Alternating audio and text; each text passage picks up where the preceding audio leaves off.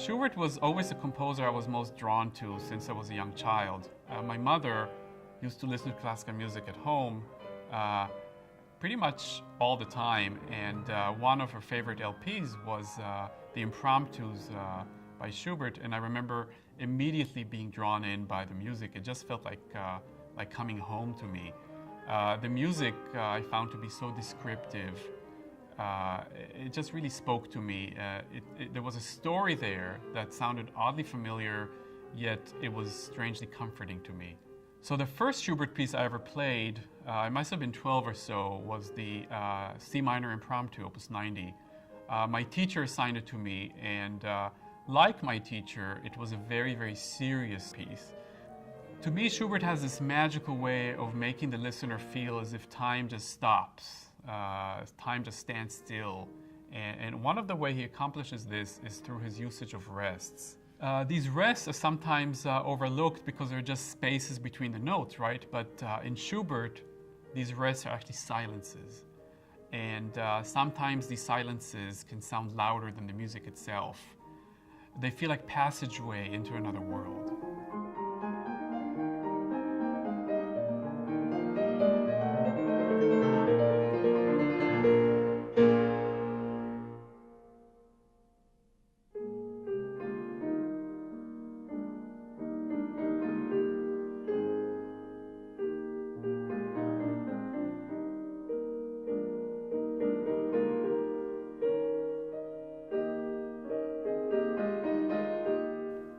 In his last sonatas, Schubert uses the same venerable sonata form that Beethoven and his contemporaries used, but Schubert extends it, superimposes it, so the music is now barely contained by this form, and as if it's trying to break loose or break free from this form.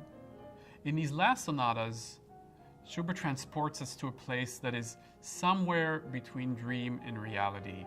He wrote these works just a few weeks before his death, and death was really, really close now, and he provides us with this glimpse into his inner world, and it sounds like a very frightening place to be. I feel that death actually plays a central role in the C minor sonata, the D958, and it's a feeling that prevails through the sonata. It's something that is introduced in the first movement, although in a more veiled manner. There is this demonic, dark presence, but in the first movement it's sort of hidden from plain view. It's not until the last movement, though, that all hell breaks loose, and this demonic presence is now in full display.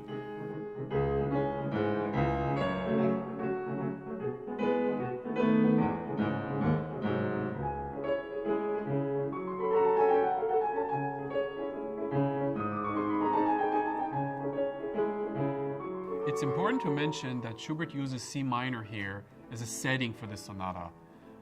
And it's impossible to not bring up C minor without talking about Beethoven's Pathétique, his third piano concerto, and of course the 32 variations. And I bring up the 32 variations because they serve as inspiration to this sonata. But Schubert takes this key even further. And the way he uses C minor and its very specific inflection or dialect is even more mythical and more fatalistic than Beethoven. And in this way, I feel like he surpasses Beethoven.